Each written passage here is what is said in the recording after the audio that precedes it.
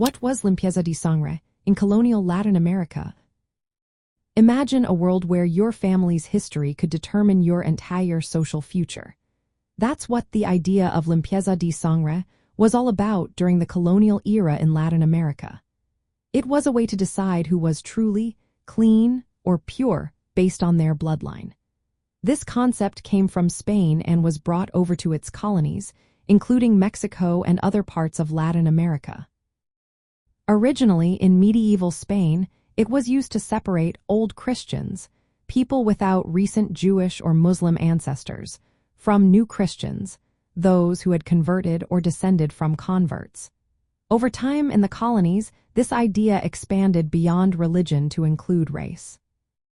In colonial Latin America, especially in New Spain, which is now Mexico, Limpieza de Sangre became a tool to keep Spanish dominance strong. It was used to prove someone was of pure Spanish descent and had no indigenous or African ancestors. People had to show proof of this purity to access important jobs, hold religious positions, or even get certain social privileges. These proofs often came in the form of certificates that declared a person's bloodline was free of any impure ancestry. This system made it easier to keep the social hierarchy rigid. It reinforced the idea that Spaniards, especially those born in the colonies, called Creoles, were superior to indigenous peoples, Africans, and mixed-race groups.